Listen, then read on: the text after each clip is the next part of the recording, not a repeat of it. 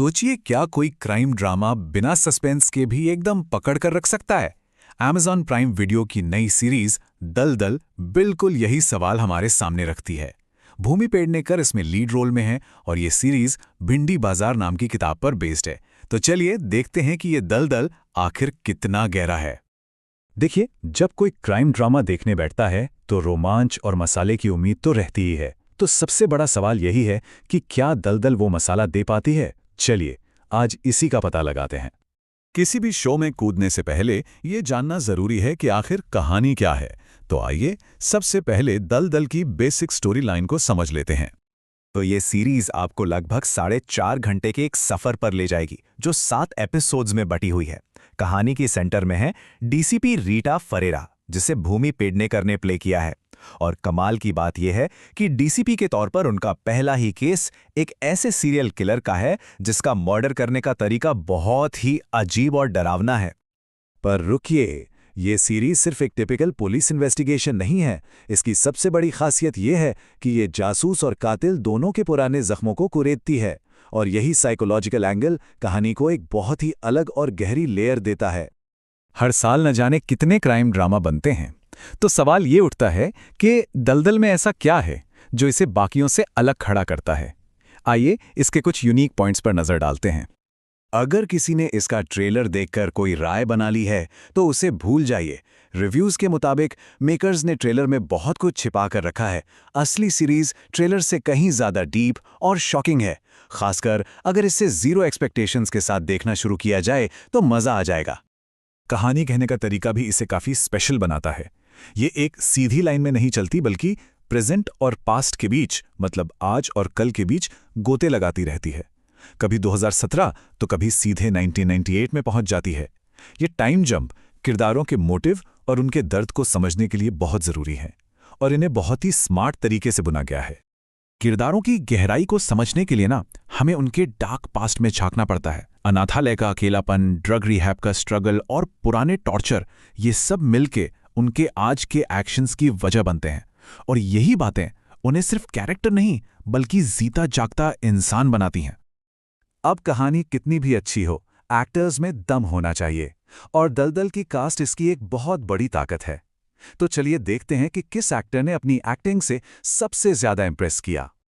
इस सीरीज का असली सरप्राइज पैकेज है समारा तिजोरी। उनके काम से क्रिटिक्स इतने इंप्रेस हुए कि उन्होंने लिखा, भाई she is a damn good actor. Bollywood actor Deepak Tijori की बेटी समारा ने अपने रोल को इतनी शिद्दत से निभाया है कि वो फ्यूचर की एक बड़ी स्टार लगती हैं। समारा के अलावा गीता अग्रवाल शर्मा ने भी अपने सपोर्टिंग रोल से कहानी में इमोशनल डेप्थ डाली है। अब बात करते हैं भूमि पेडनेकर की। अगर देखते हुए ऐसा लगे कि वो पूरी सीरीज में एक ही एक्सप्रेशन दे रही हैं, तो थोड़ा सब्र रखिएगा। ये एक सोची समझी आर्टिस्टिक चॉइस है जिसका राज आखिरी एपिसोड में खुलता है और सच में हैरान कर देता है। क्योंकि ये सीरीज मुंबई में सेट है, मेकर्स ने इसे असली फील देने के लिए कई मराठी एक्टर्स को कास्ट किया है। बीच बीच में आने वाले मराठी डायलॉग्स इसे एक बहुत ही रॉ और रियल एहसास देते हैं, जिससे आप कहानी की दुनिया में पूरी तरह खो जाते हैं। तो इतनी सारी अच्छी बातों के बाद अब बात करते हैं कि गाड़ी कहाँ पटरी से उतरती है।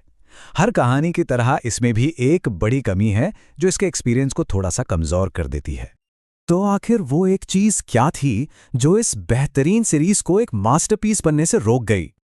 सीरीज की सबसे बड़ी और शायद अकेली बड़ी कमी है इसका सस्पेंस। यकीन करना मुश्किल है, लेकिन किलर कौन है ये दूसरे ही एपिसोड में रिवील हो जाता है। और इस एक खुलासे के बाद कहानी कातिल कौन है से बदलकर कातिल को कैसे पकड़ा जाएगा बन जाती है। रिव्यू करने वालों का मानना है कि ये एक बहुत बड़ी चूक थी। अगर किलर की पहचान आखिर तक एक राज बनी रहती तो दर्शकों का एक्साइटमेंट और मजा कई गुना बढ़ जाता। एक और छोटी सी कमी है, सीरीज का जो सबसे पहला मर्डर है वो पूरी कहानी में एक अलग थलग घटना बनकर रह जाता है, जिसका बाकी कहानी से कोई कनेक्शन ही नहीं बनता। ये एक ढीला धागा है जिसे अगर ठीक से बुना जाता तो कहानी और भी टाइट हो सकती थी। तो हमने अच्छी और बुरी दोनों तरह की बातें कर लीं। इन सबको तौलने के बाद फाइनल वर्डिक्ट क्या है? क्या ये सीरीज देखने लायक है? अगर इसे फैमिली के साथ देखने का सोच रहे हैं तो एक बात जान लीजिए। अच्छी बात यह है कि इसमें कोई वल्गैरिटी या ज्यादा गाली गलौच नहीं है। हाँ, खून खराबा जरूर है, इसलिए इसे बड़ों के साथ तो देख सकते हैं, लेकिन बच्चों से दूर रखना ही बेहतर होगा। तो दमदार एक्टिंग और एक इंटरेस्टिंग कहानी के लिए अच्छे नंबर, लेकिन सस्पेंस की कमी के कारण कुछ नंबर कट गए। कुल मिलाकर इसे मिले हैं 5 में से 3 स्टार। तो आखिरी बात ये है, अगर किरदारों की गहराई और एक अच्छी कहानी पसंद है तो दलदल एक बहुत अच्छा ऑप्शन है। लेकिन अगर कोई एक ऐसे सस्पेंस थ्रिलर की तलाश में है जो आखिर तक सीट से बांधे रखे, तो शायद थोड़ी निराशा हो सकती है। और हम इसी सवाल के साथ इसे खत्म करते हैं। एक क्राइम ड्रामा में क्या ज्यादा जरूरी है, एक उलझा हुआ रहस्य या किरदारों का इमोशनल सफर? दलदल देखने के बाद इसका जवाब शायद मिल जाए। फैसला देखने वालों के हाथ में है।